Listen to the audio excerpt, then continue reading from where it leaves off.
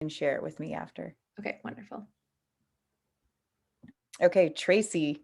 Tracy and I just met yesterday. Sorry, I was eating really quickly. I just got off work.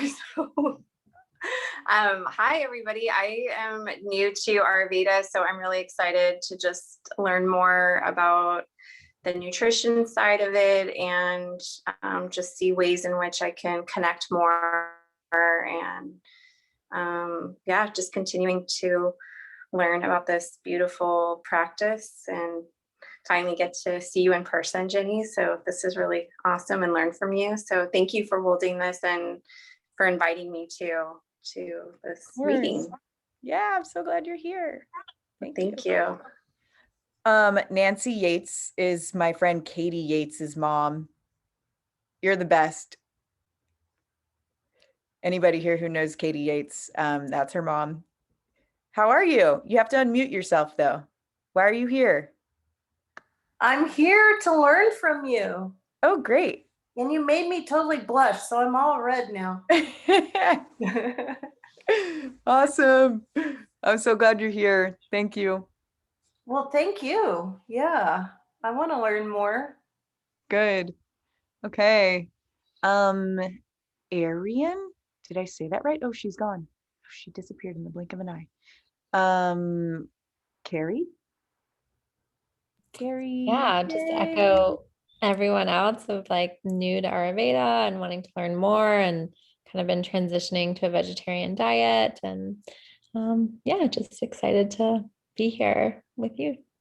Awesome. Yes. Hi, Katie's mom. Yeah. That's awesome. Okay. And then Elchin is a friend of mine. I think she's getting ready right now. So I don't know if she can chat right now. So we'll just skip her.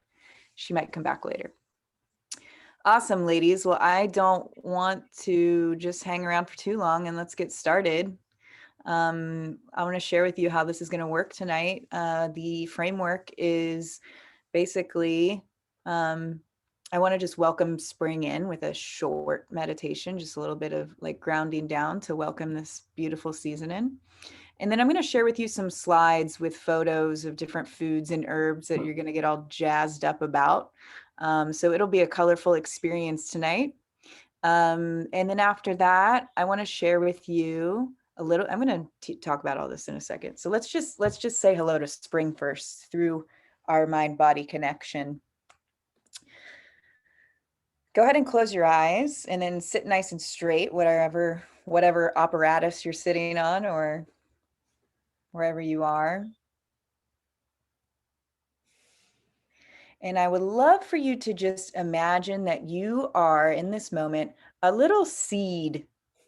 You're a little seed that's in this really deep, it doesn't have to be deep, I guess, but just this dank, earthy, really nice soil. Maybe this soil has some compost in it. Maybe it's got some really nice fertilizer with seaweed and different kinds of bird or different kinds of feces. That sounds really weird, but imagine that this soil around you is just completely juiced up with all these good nutrients.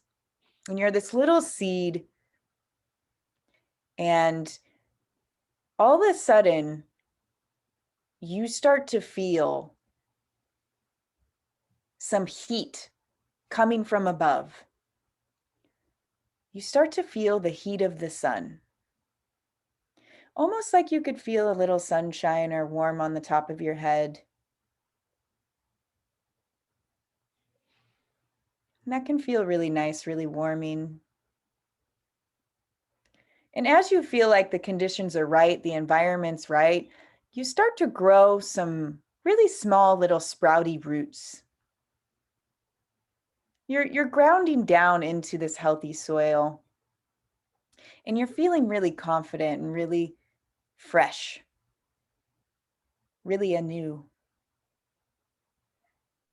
And all of a sudden you decide to sprout through the top and just poke your little head out of the soil. You're feeling really vital within your this big seed and these little roots sprouting off the bottom, and you're opening up the top through the top.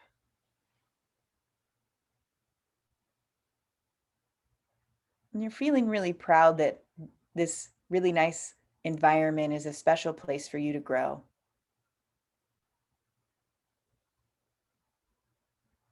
And then you grow a little bit more up into the space, out into the space.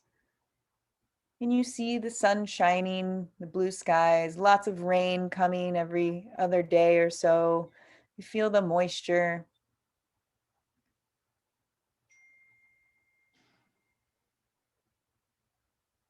You're in this moment, this meditation, we're just connecting to the essence of spring, the wet, the moist, the dank, the warmness, the coolness, this ever changing, beautiful weather of spring, saying goodbye to the cold, dry winter, and hello to the new vibrancy of life of spring.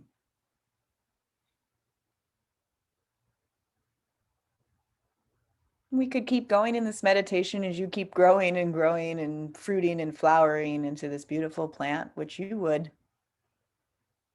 But in this very moment, just hold this exercise close to your heart of these new beginnings and of this vital, fresh feeling that we get to experience as spring begins. You can take a nice deep breath in and a nice sigh out the mouth.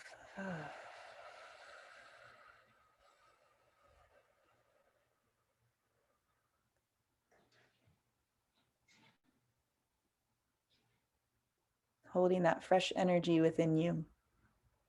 You can gently open your eyes and come back to the room as we're all little sprouts in this Zoom room. So welcome back. Thank you so much for being here. I'm going to go ahead and share my screen here if I can figure it out real quick. Hold on just a moment.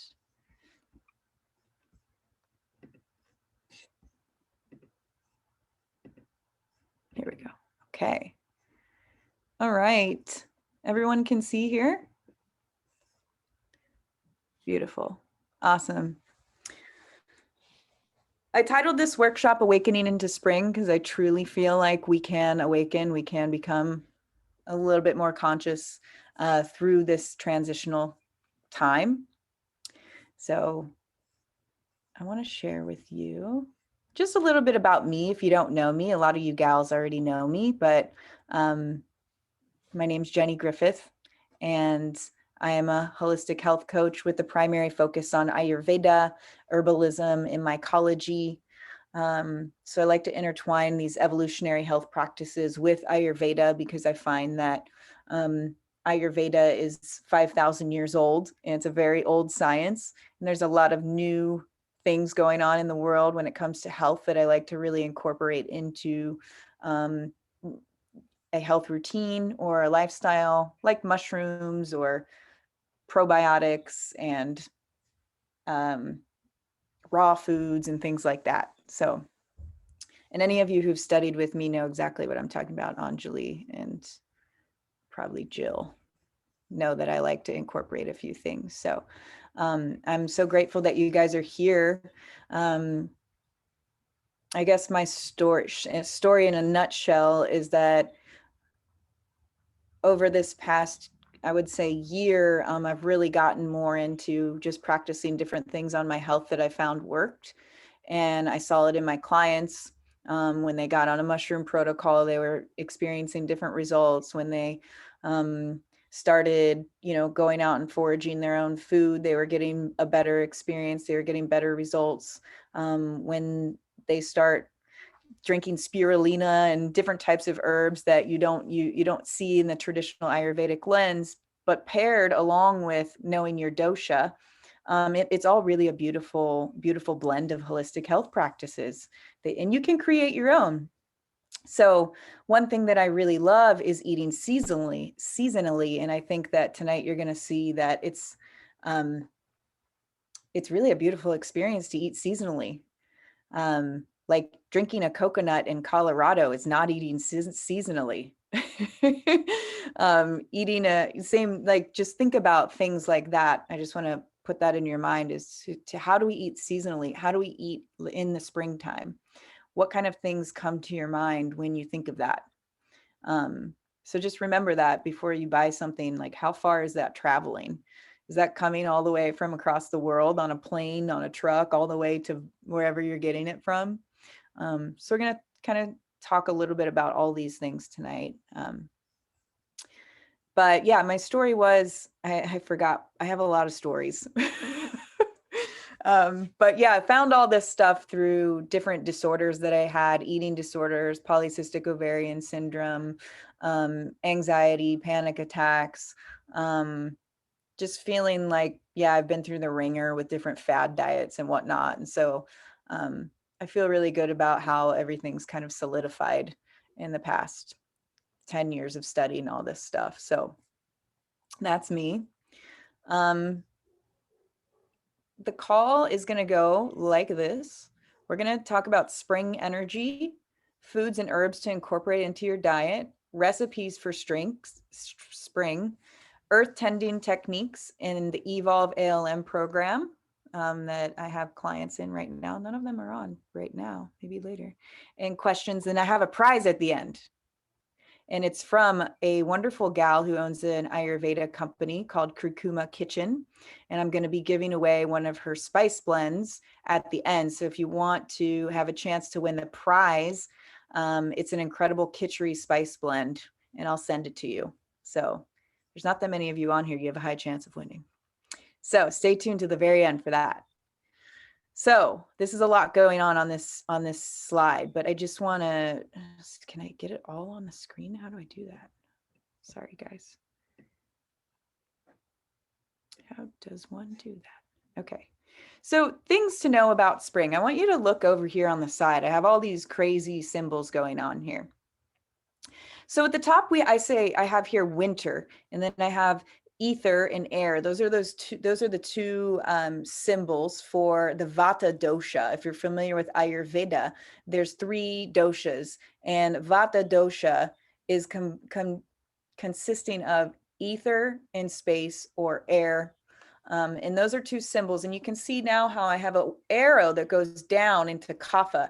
As we morph from winter into spring, we're moving. Kapha is actually part of winter as well. So it's kind of like Kapha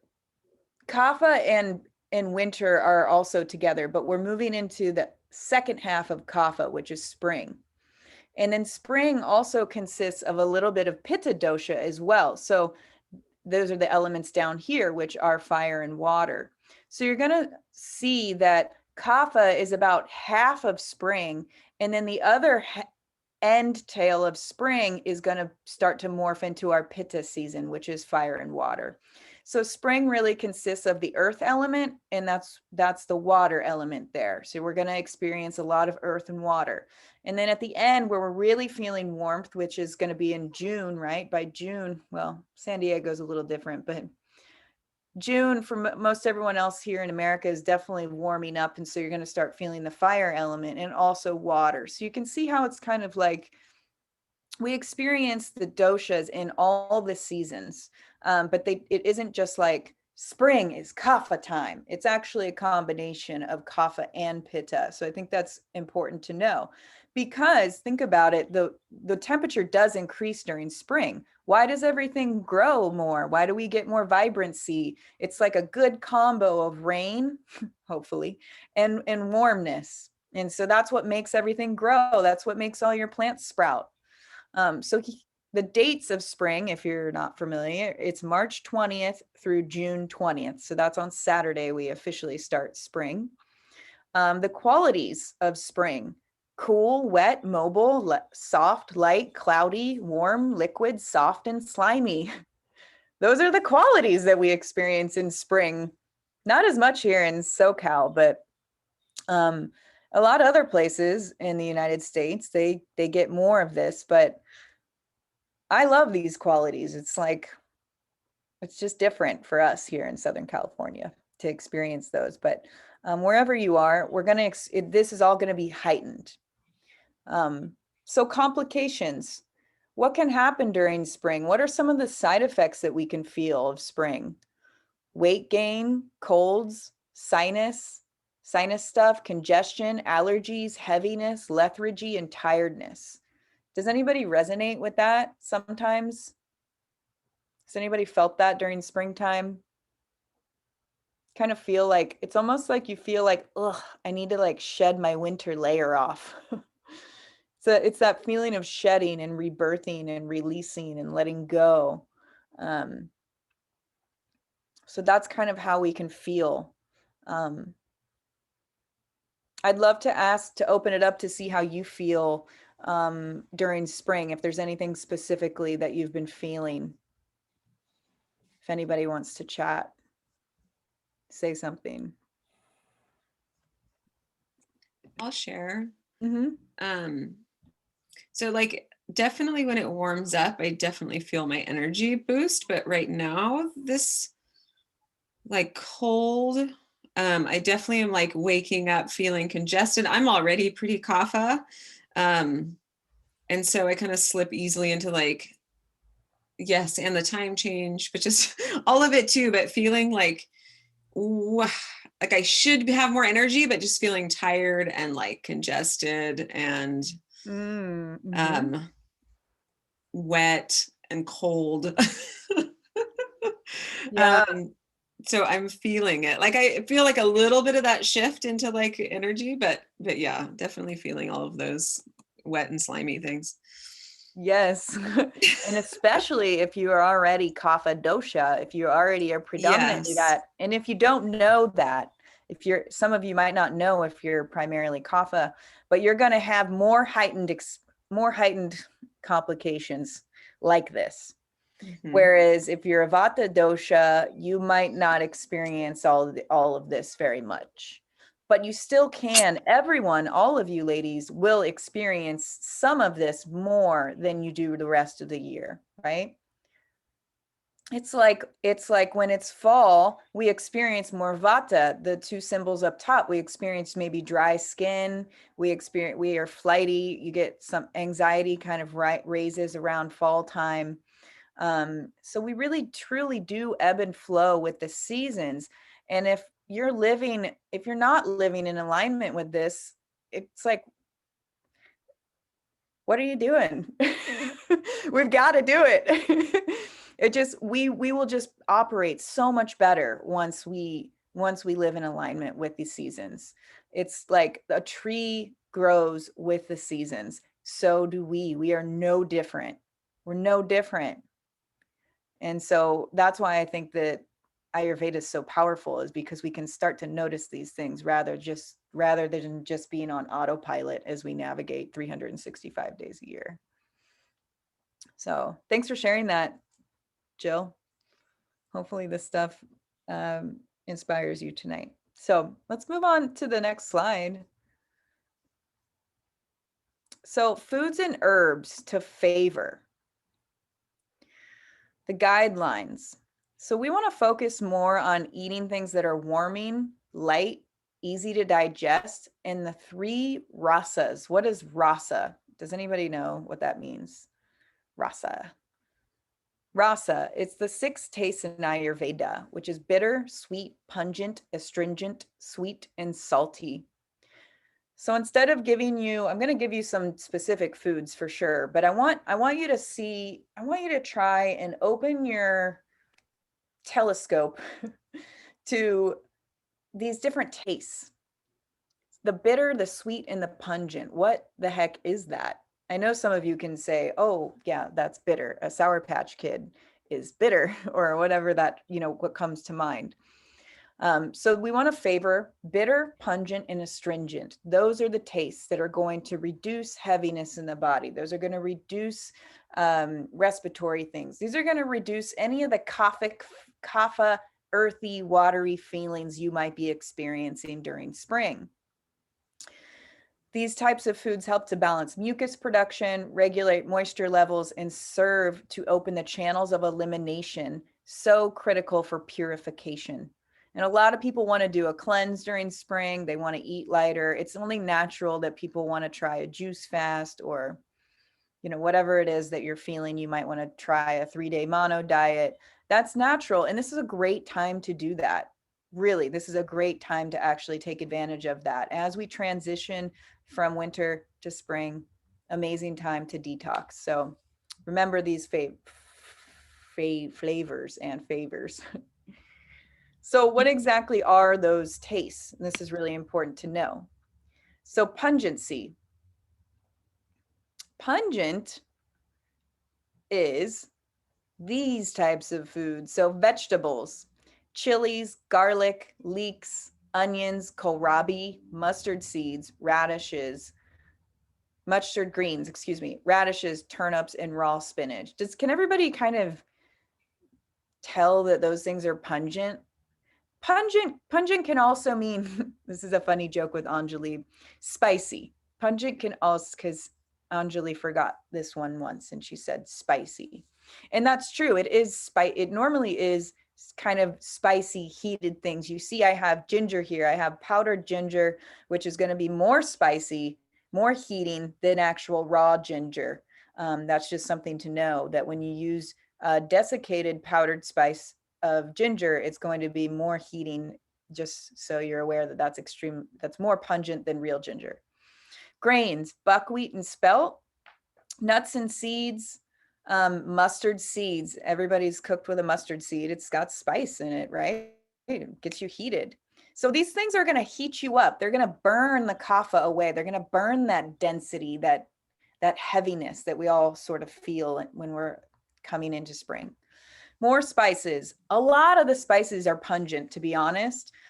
Black pepper, cardamom, cayenne, cloves, ginger. Hing is an Ayurvedic spice.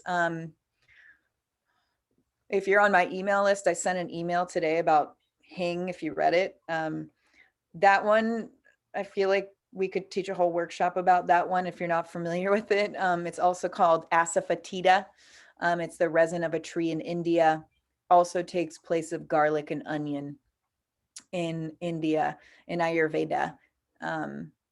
So all of these spices are a little bit heating. They're going to rev up the metabolism. They're going to be detoxifying and cleansing. So if this is getting your gears going right now, you know, hopefully it is. I made like a chipotle. What did I make last night? It was like a chipotle stew. And it just had all these kind of like spicy stuff. And I was like, this is the perfect time as we leave winter, spice up my diet before we get into pizza and everybody's like dramatic and fiery and we have to calm down on the spicy. So this is the time to really enjoy the spicy. For those of you who like it, take advantage of it. Bitter. Bitter. I have a picture of dandelion greens here. Has anyone ever tried a bitter melon? Does anybody know what that looks like? It looks like a cucumber with all these spikes on it. You can normally find them at Indian grocery stores. So bitter melon, burdock root, leafy greens like kale, collards, dandelion greens, yellow dock, eggplant, Jerusalem artichokes.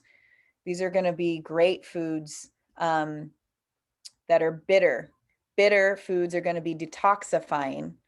So you can see up here we have these heating, right? These are heating. These are going to be more detoxifying. They're going to cleanse. Dark chocolate and coffee in small amounts, right? In very small amounts that can have a stimulating sort of expelling effect. Spices, cumin, dill, fenugreek, saffron, turmeric. Now I want to circle back to coffee because some of you are probably like, what? I'm going to drink coffee in the spring. Now, kapha dosha is the one dosha that can truly handle coffee. So yes, I'm going to say that coffee is probably in this time of year, it might be the best time to use it because kapha is high. So any of you who are like coffee drinkers, This could be good for your ears. Cumin, dill, fenugreek, saffron, and turmeric.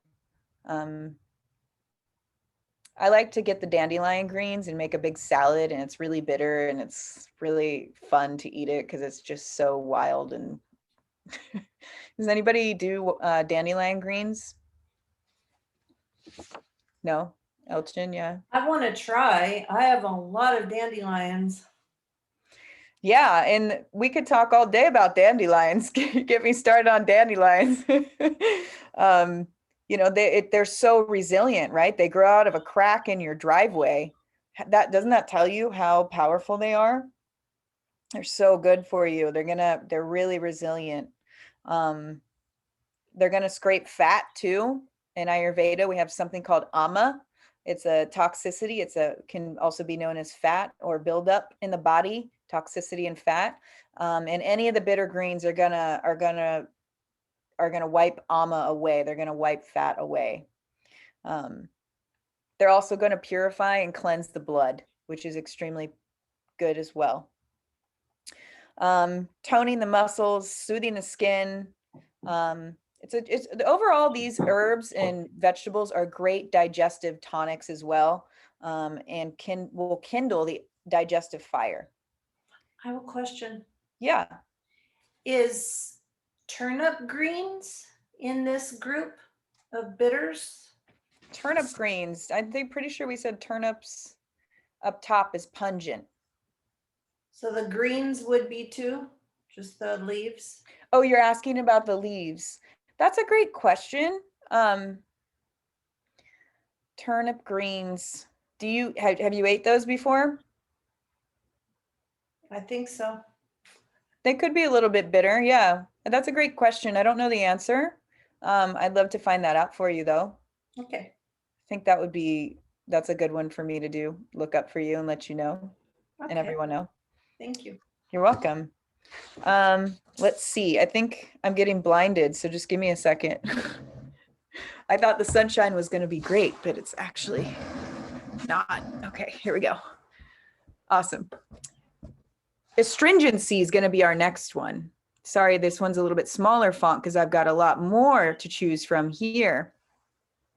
But astringency, who knows what that's like when you bite into something that's astringent?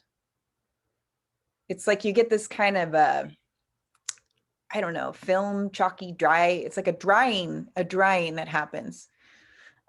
So what's astringent? Apples, bananas, but not ripe bananas. That's very important. These bananas are green. These bananas are drying when you bite into them, like a green plantain that's not ripe at all. It's very astringent. Cranberries, they have that drying skin on them, that astringency. Pomegranates even. Vegetables, alfalfa sprouts. Avocado has an astringency. Broccoli, Brussels sprouts, cabbage, carrots, cauliflower, green beans, lettuce, peas, potatoes, most raw vegetables. I love eating peas in the spring. They're a very springy food. One of the recipes I'm going to share with you has peas in it, and cooking with peas is like, who cooks with peas? It's kind of like not a normal thing to cook with. But they're so crunchy, they're so cute, they're so nutritious, and they have this springy astringency to them. Potatoes. If you've ever looked at like a spring salad, it normally has some russet potatoes, right? And some peas and radish, and it's really beautiful and very spring seasonal, because that's what's in season right now. These things are in season. Raw vegetables. So now is a time where you can eat a little bit more raw food. Just be mindful that can cause some, digestion, gas, bloat. But you can start incorporating a little more of the raw foods, but also think about pairing them with warm foods as well if you're going to do that. Grains, pasta, wheat, that's up to you if you eat wheat. I don't eat wheat, but this is in the Vedic text that wheat could be an option for you right now. And rye, I love rye. Sometimes I eat rye bread. That's a great option. Most beans are astringent. So you can do all sorts, red lentils, mung beans, azuki beans, black beans, like get all the beans out, start sprouting. Popcorn is light in drying, right? When I think of astringency, I think dry. Popcorn's dry. Meat, chicken, light meat, venison also has an astringency to it. Spices, basil, bay leaf, caraway, coriander, dill, fennel, there's a lot. Marjoram, nutmeg, oregano, parsley, poppy seeds, rosemary, saffron, turmeric, vanilla. So these are all great options when it comes to astringency. Makes me want to like just pick out one and see what I can create with it. And what do you think the astringency does? Why would we want to eat astringent if it's drying and there's a lot of moisture in spring? It's because we're drying up the moisture. We're cleansing the mucous membranes. We're clearing the allergies. We're clearing the sinuses. Also, this one clears ama, scrapes fat, improves absorption. It helps bind things together, promotes bodily cohesiveness, and lends strong, healthy tone of the organs, muscles, and skin. So these are really great things to incorporate into your diet. Also, astringency is an effective taste to promote healthy formation of the stool and elimination of bodily waste, such as, yes, going poop, but also your sweat, your urine, just going to help you eliminate all the things better. Any questions about these 3 tastes?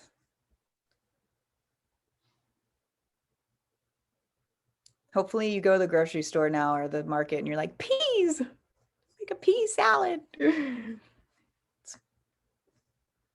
Just check the time really quick. 6:10. Okay, cool. Perfect timing. Okay, I couldn't do this session without talking about mushrooms, so I figured I would put some of that in here. Mushroom foraging. Before I get into this, I don't want you to read it yet. Before I get into that, who knows where the best places in America are to mushroom forage? Anybody have an idea? Washington. Washington, there's 5. 1 is Washington. Hawaii. No, but I love that you said that. That's a good one, though. There are some crazy mushrooms there. Oregon? Or I was just going to say Oregon. Oregon's the second one. Southern California. Northern California. Oh. Mendocino is the third. Okay. North Carolina and Missouri. Weird. So those are the 5 top states to mushroom forage. Right now is spring. We have a lot more moisture. Mushrooms like moisture. They like wet, dank, dark. So this is the time to forage here in Southern California. It's probably going to be the best time of year if you do go out and forage. But those other places that I mentioned, you're going to find some of the mushrooms I'm going to tell you about right now, if you're nearby those. So let's talk about the 3 spring mushrooms. The first one is chicken of the woods. Has anybody ever ate that? No? Ooh, it's a good one. It tastes like chicken. And that's what it looks like here. It's gorgeous. It's got this, like, if I can zoom in on it, it's so pretty. Yeah. It's like an ombre, like, anyway, kind of looks like chicken, sort of. I don't know. Could make it seem like that. And so they just grow straight out of the tree like that. Here I say, loves to grow out of the wounds in oak tree trunks. So straight out of the tree, that's how you would find that. And it's good to go out after it rains. And these ones suppress the growth of several microorganisms, such as a gram-positive bacteria, including methicillin-resistant and Staphylococcus. I'm sure you've heard of those before. maybe you've had those things before. It helps with MRSA, MRSA, if anybody's familiar with that, what that is, and Candida. So these are great. I mean, there's, who's been in a mushroom workshop with me, Jill and Angela. I mean, I could go on just being really brief with this stuff, but this is one that is one that comes out in the spring. The next one is Morels. Has anybody had Morel mushrooms? Like, yeah, are they good? Yeah. So those ones are really up in the Pacific Northwest. And now, right now is the time for those. If, you know, I would love to go up there and just mushroom forest for Morels. They grow straight out of the floor, right out of the ground. So look out, especially for woodland slopes and ravines, particularly those leading to waterways like streams, brooks, and rivers. And they're just so cute. I'm sure you guys have seen them. They're beautiful. And they just grow straight out of the earth. And they contain fiber, iron, protein, manganese, zinc, copper, vitamin B, vitamin B2, B3, B2. And so those would be really nice to incorporate into your diet if somehow you could get your hands on some. I wonder if we could somehow figure that out down here in San Diego. Not the dried ones, like fresh ones. That would be cool. Oyster mushrooms. Hopefully everybody's had those. These are great. If you guys have access to oyster mushrooms, make yourself some oyster tacos this month. Oysters prefer hardwood trees, so be sure to explore the deciduous woods. So deciduous woods, that's where a lot of these mushrooms are going to be hanging out. The oyster variety has a reputation in traditional healing as an immune boosting and tonifying food. There's so much more that the oyster mushroom does, but I think it's important to just shine light on these three specifically for spring.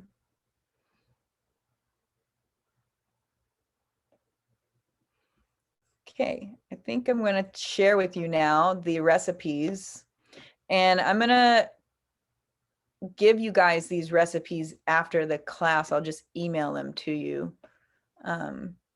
So the first one that I love is called the Alkalizing Green Soup. And you can see here the ingredients that I'm incorporating. Some cooling, some really good stuff. I mean, this soup is as healthy as you can freaking get. If you want to detox and eat this soup, like make this soup. It's seriously, make sure you don't eat it with somebody who's not down for it, because it's very healthy. And it does look like that. I think maybe some of you have tried this one. Have you tried this one, Anjali? Did you end up making this? Yeah, well, what's crazy is that I literally just made it last week for the first time. I've had the recipe since August, and yeah, I shared it with some people and I told them, I'm like, it's really healthy. It tastes like a green juice in soup form and not the kind of green juice with an apple in it. So yeah, so perfect timing. It's super healthy, like ultra healthy. Yeah. So I highly recommend this one. And yeah, just be conscious of who you eat it with, because they might not be into it. I really like it. And if you're on this call, you're probably going to be down for it. But this would be a great soup to make during spring. So soups are really good right now, at the beginning part of spring. It's nice to kind of finish off, start off spring with some heating soups that are going to burn that kapha away. They're going to start the metabolism, kind of push you through the season.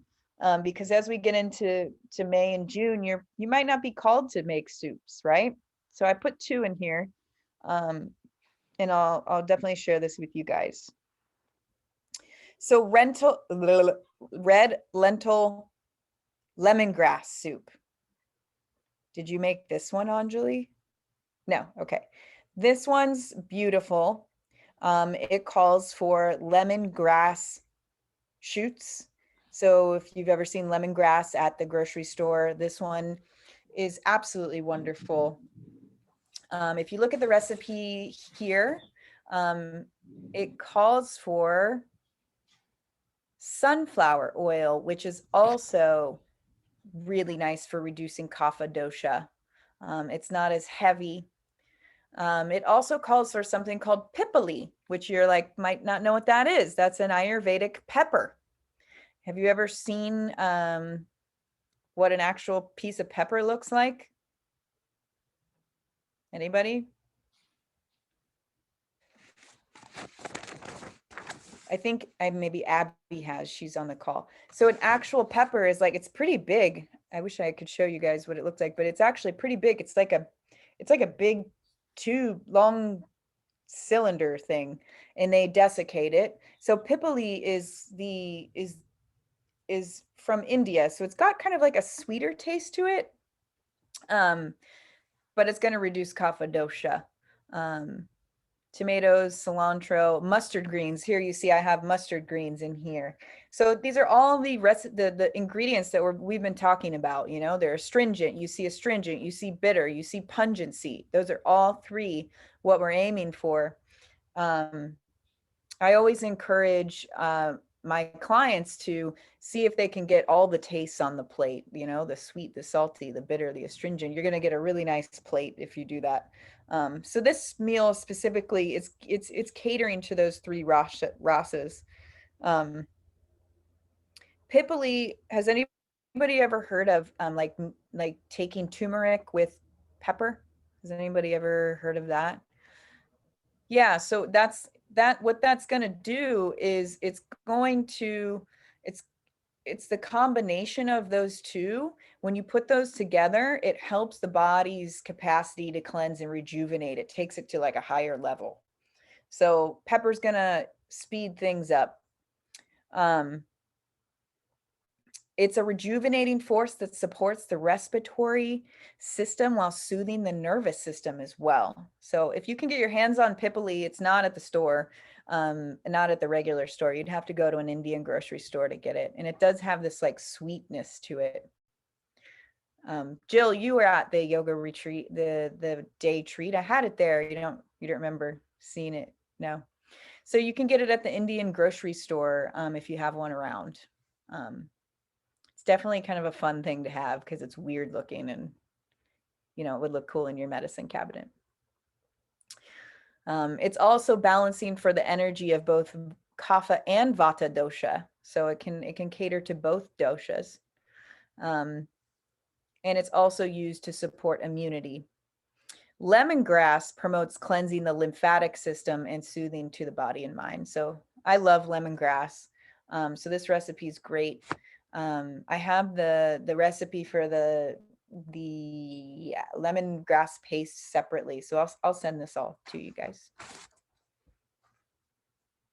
Here's my pea recipe. This one's really beautiful. I just made this one not too long ago. Look how healthy that is. That looks healthy. So this one is green bean, pea, lime, and chia seed. So lime is really nice for the spring season. Again, like the colors on that plate are like totally reminding me of spring. So, you know, think about that too. We've got green beans, snow peas, cucumber, zucchini, avocado, mint, freshly picked coriander, cilantro, lime juice, and then a little bit of vinegar and olive oil. It's so beautiful. And I don't know, has anybody ever had like a pea bean salad? It's really different and really crunchy and super good. It's very unique. It'll definitely inspire your friends or inspire your own self. So I love this one. Any questions about the recipes before I move into the next part of the session? Okay, awesome. Thanks for listening, you guys. You guys are doing great. Love it. Okay. All right, we're moving forward here. Gardening tips. Spring gardening tips for a yummy year of harvest. I think this is super important. These 5 things that who has a garden or who's got a pot garden or something, something going on? Yeah. Rhea, you have a garden?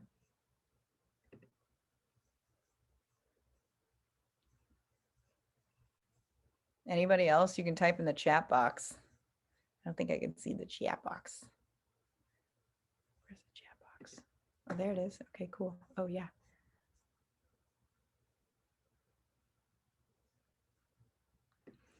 Type a 1 if you have a garden. Type a 2 if you don't. Type a 3 if sort of. Sort of. Jill's sort of got one.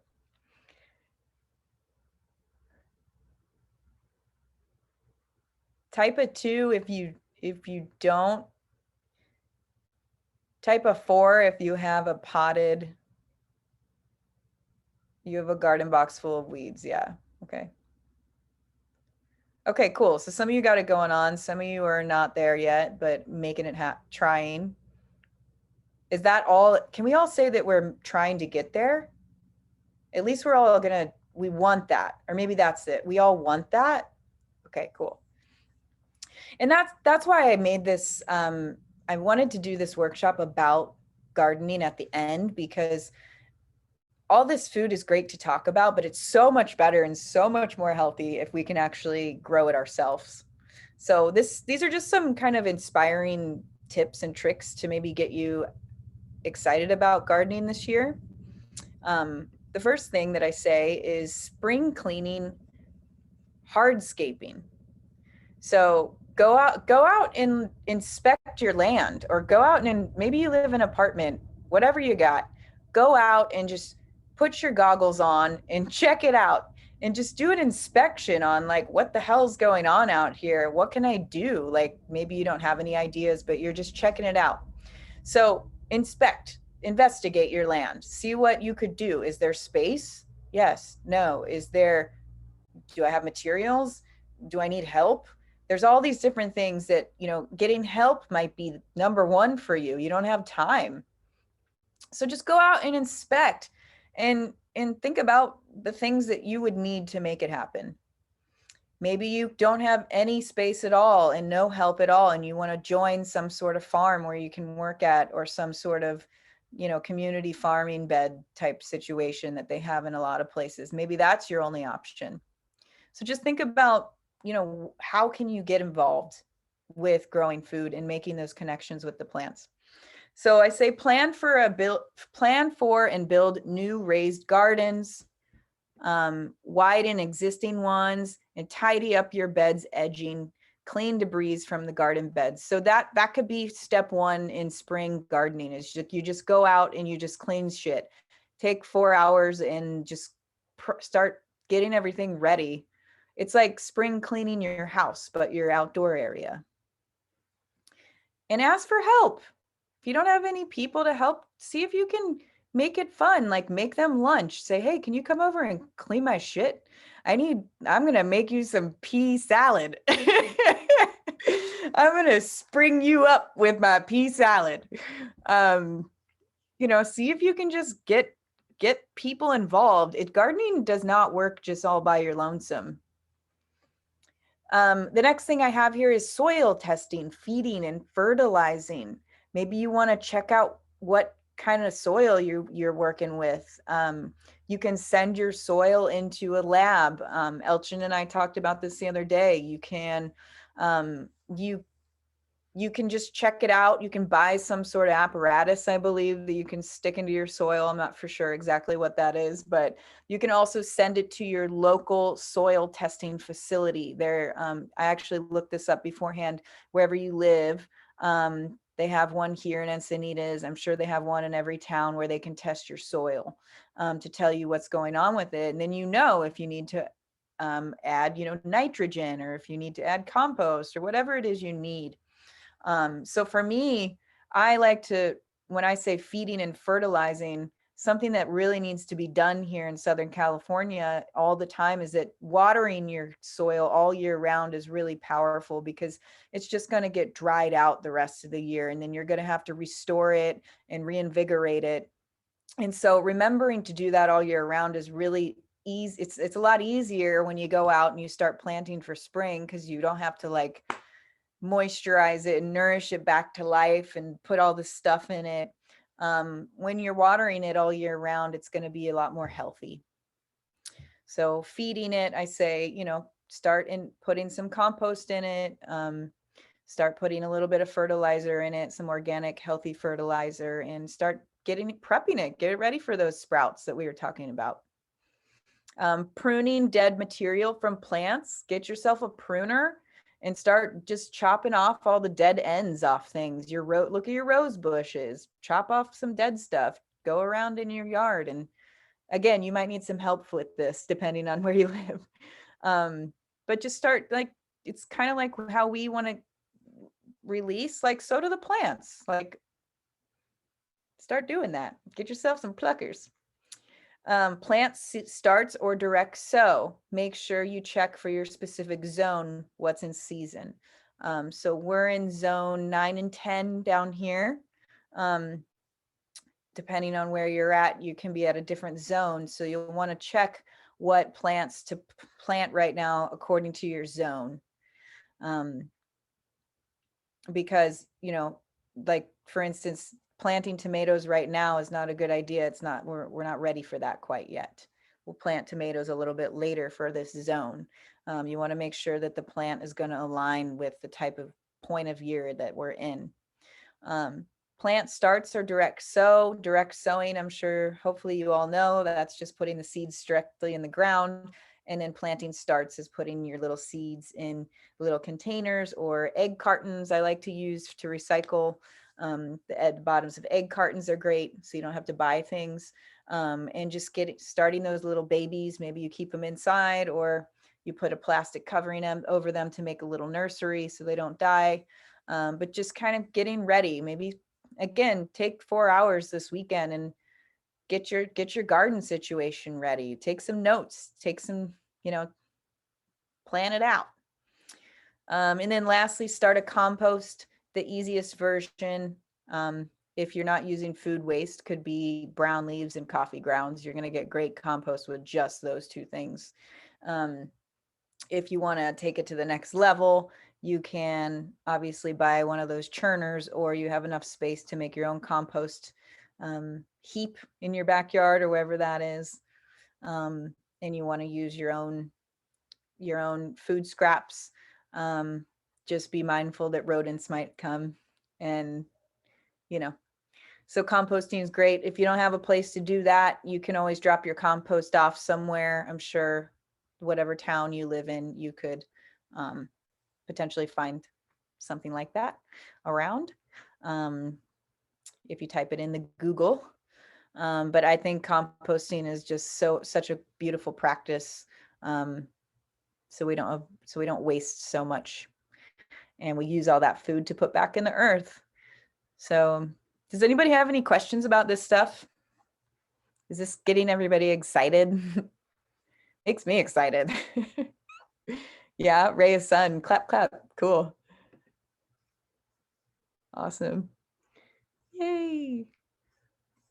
I see Jill. Jill's got to call in her people. Jill, you have like a huge yard, don't you? Yeah, it sounds like you just probably need some people to come in there and help you. And there's another person. Oh, Allison, she does some gardening too. Awesome. Made some bean pole teepees with the preschool kiddos. Cool. Bean time. I love beans and peas. Beautiful. So cool. Awesome. Any questions?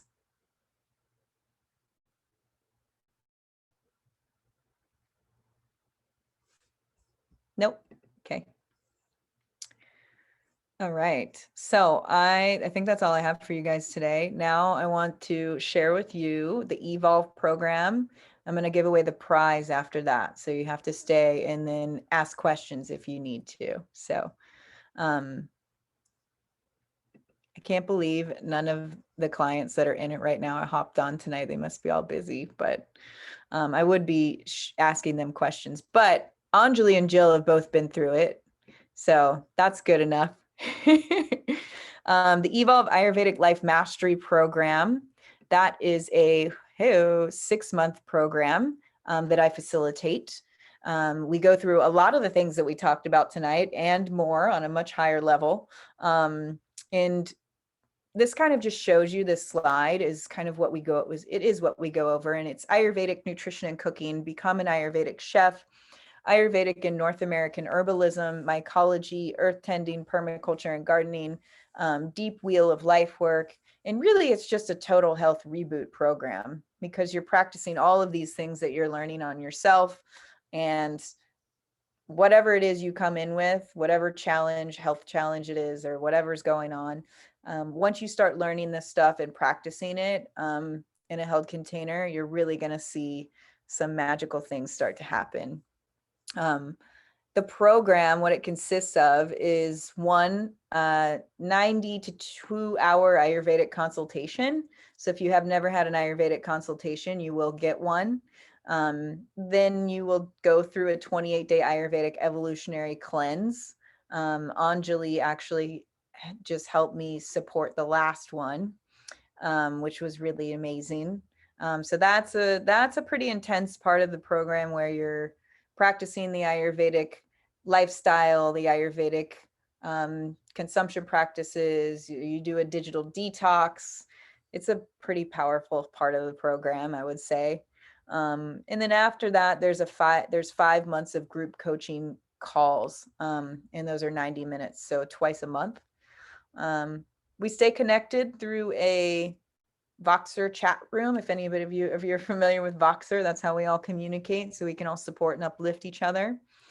We also have a bonus speaker and digital products that go along with it. So every month we'll have a bonus speaker. This month we're having someone named Prem. He's a chef. He's an Ayurvedic chef, and he was a monk at the Self-Realization Center for a while, and he cooked all the food there for 10 years. So I'm really excited about this speaker. That's going to be awesome. Digital products, I mean, like recipes and meditations and whatnot. And then we're doing an in-person day retreat in San Diego.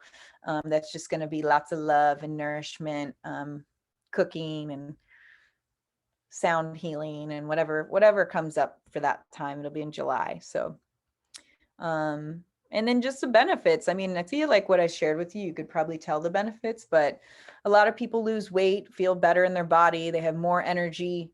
You can dive really deep into this modernized approach to Ayurveda and evolutionary health practices. And I mean that, like, you can really step into a whole new level of health that I believe this is an investment of a lifetime, really. Health is wealth, and these practices will keep you alive longer. I believe. Other things, which I could go on more about this, but we don't have time: regulating hormones, increasing sleep quality, reducing anxiety and panic, and more. A lot of people come to the program just with different things that they're going through, health challenges. It's a supportive and loving container to step into your dream vision and holistic health, for sure, and to help put it into practice. And then also staying accountable with guidance and friends. That's huge, just to be in some sort of container like this, to be, have the same people to come to every week and really get from point A to point B. So that is the program. And I wanted to share that with you. What I'll do is pop a link.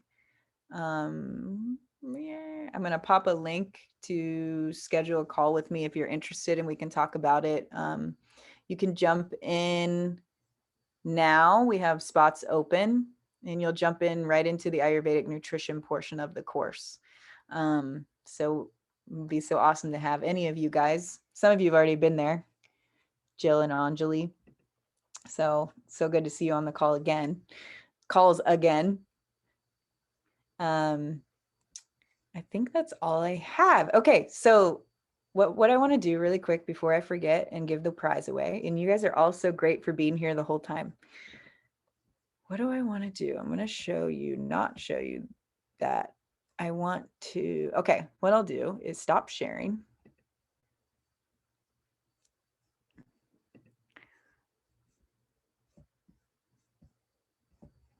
and pop this link in the chat box if you are interested in the Evolve ALM and you want to book a call with me and join us and just ask some questions. And the prize tonight is going to be a spice blend from Curcuma Kitchen. Is anybody familiar with Curcuma Kitchen?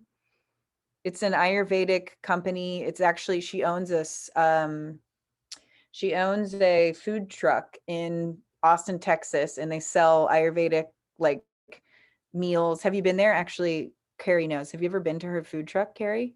I have. When I used to live in Austin, I don't anymore. But yeah, it's really cool. Yeah, so they sell all sorts of really cool stuff, and she's a friend of mine.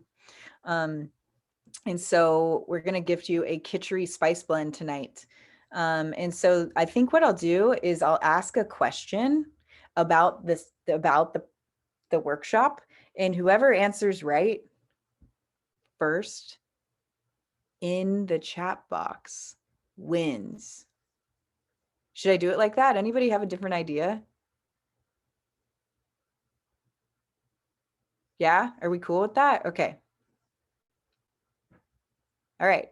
The question is, what are the 3 rasas that you should eat? Damn, Rat! Knew it. How did you do that so fast? I was like, He I was ready. gonna ask, and I like started typing it. Woo! Congrats. Okay, that I was feel kind of like, bad. I'm up in Canada, so I don't know if you want to ship up there. So if you don't want to ship up here, you can choose Jill, because that might just be easier. is it what's wrong with Canada? Is it just really expensive or something? Sometimes like shipping can be expensive, like Okay. up here. I mean, if it's just like a little spice thing, it shouldn't be at all. We'll But make it happen. Like getting through customs. I'm about to move out to, like, I don't know. My life is confusing. So as much as I would love it, it might just be Who's easy. all been confused in their life and had confusing times? Got you. Got it. Totally cool. Okay, I'll make it happen. How about that? So Cool. what we'll do is I'll message you after this and you can send me your address and we'll send you the spice blend. Awesome. Awesome. Any questions tonight, ladies? I had so much fun babbling on about all this stuff. What's one thing that you feel, since we have a little bit of time, I'd love to just go around and you can say one thing that you feel you want to take with you after this. One thing that just feels good for you. We'll start with Jill. Oh, sorry, Nancy. I'm going to take a lot of things. Just the reminder of, the 3 rasas and all the different foods in those categories, and just remembering to incorporate more of those because I definitely need it. So I'm excited. I'm excited to try the recipes. Awesome. I have some. I think I have some of it. There's a couple new ones, so I'm excited to make them. Yeah. Yes.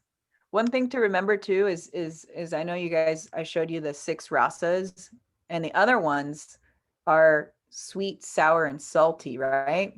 So those are the things, and I don't like to use the word avoid a lot because I feel like it creates some sort of psychology in the brain. But so you would want to increase astringent, bitter, and pungent, and you would want to decrease sour, salty, and sweet. So I don't want to say don't eat anything, but you would just kind of look at it like that. It's like Ayurveda. You have too much earth and then you add the opposing element. Same thing with the taste. Thank you for sharing. Abby. Yeah, probably being more aware of seasonal vegetables and what's growing around and to avoid what's coming from far away.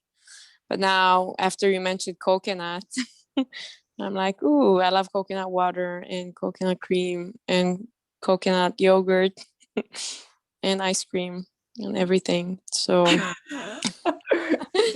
really, I'm just one. a big coconut.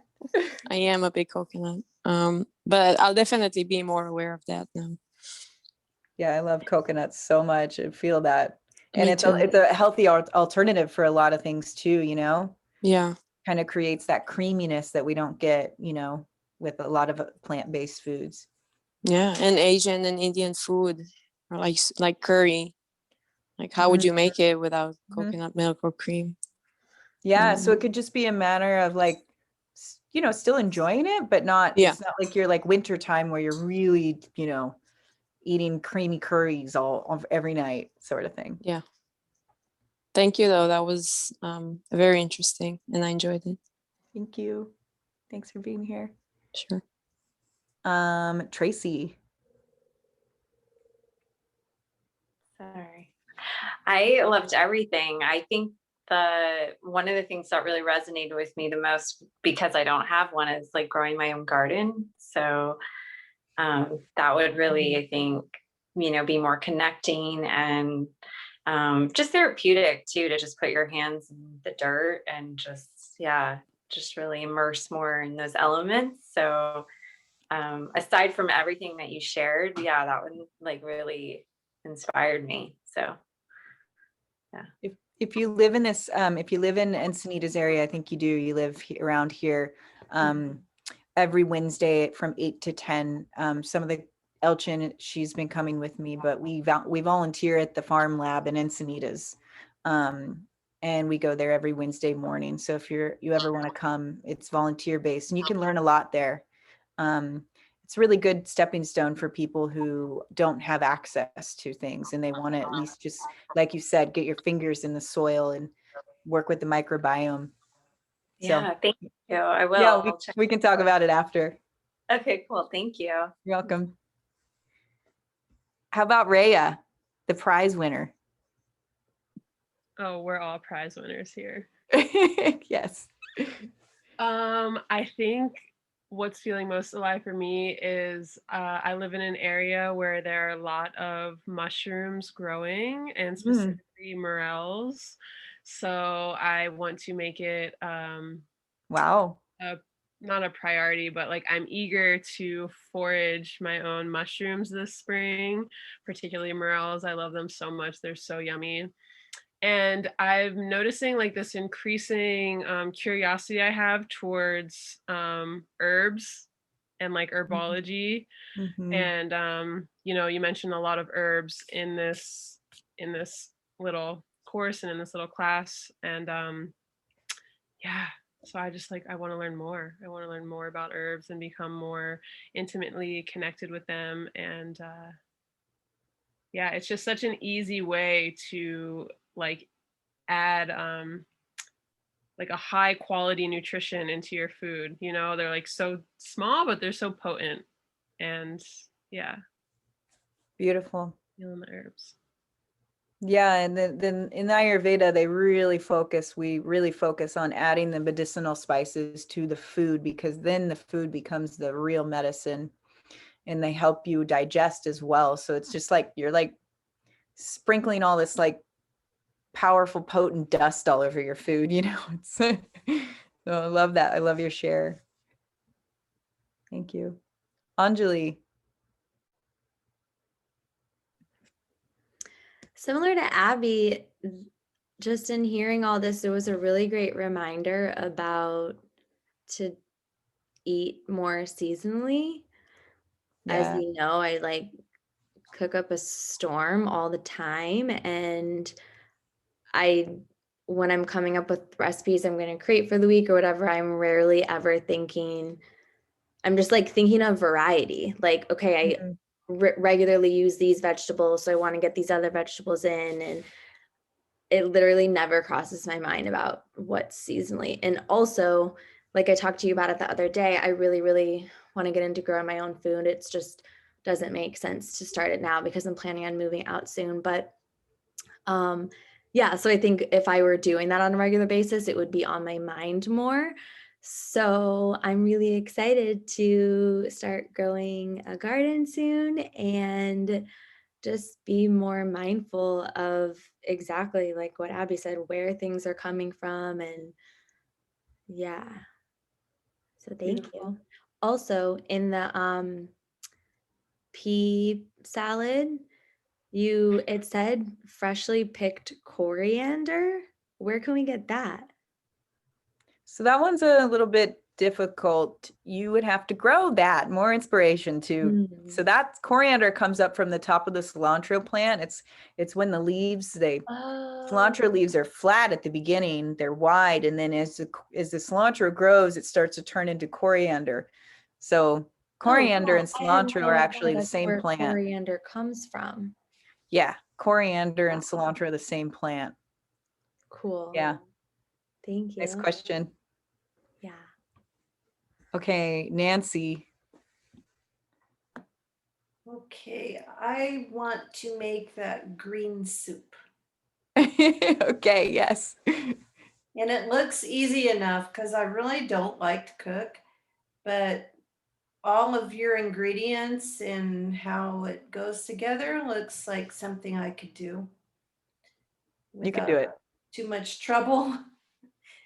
And yeah, I like to grow things, and I'm going to be making another bed, and I hope to fill it up with flowers and herbs. Awesome. Yeah. I love it. Yes. Thank you for having this. That was very. Thank you. Carrie.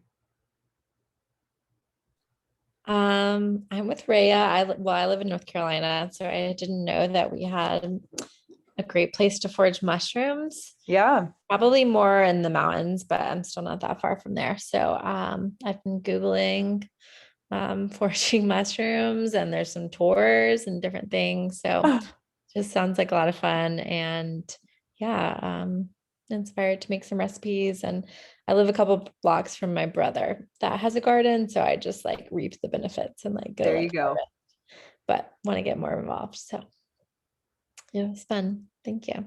Thank you so much for being here. Elchin. I'm with Nancy on that green soup. It just looks super delicious. I'm really into soups, and I was thinking it'd be nice to see like a book from you with like Ayurvedic soup, seasonal soups or something of your own creation. Okay. Write this down. Yeah, more recipes. You guys want more recipes, huh? And I've seen lemongrass, those lemongrass shoots at the Bristol Farms, which is like a grocery store nearby. And I've always passed by them. I've never cooked with them before, and I'm always down to try new things. So when I saw that in the recipe, I'm like, there we go. Now I have a reason to buy it and try something new. Awesome. Yeah, lemongrass is really fragrant. It's so nice. You can even make a tea with the lemongrass. Like chop it up. Recipes. Thanks, Abby. The extra lemongrass, you can chop it up and make a lemongrass tea to pair with this soup, the lemongrass soup, and it's so nice. So great. Oh, this was so fun. I love all of you very much for being here. Let's stay connected, and I don't really think I have anything else to say except thank you. And I look out for the email. And that's it. Thank you. Thank you so much. Thank you. Yay. Thank you. Ciao, everyone. Happy spring. Bye.